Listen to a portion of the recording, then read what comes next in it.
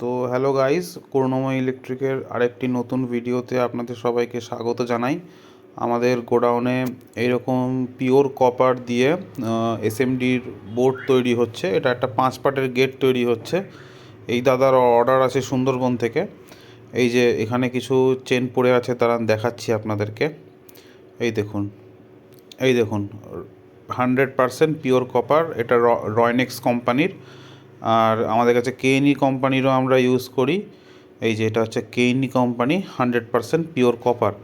আমরা pure copper ছাড়া আমরা নিজেরাও কাজ করি না, আর কোনো পার্টি বা কেউ অর্ডার দিলে আমরা তাকেও পিওর কপারেই মাল বানিয়ে দিই।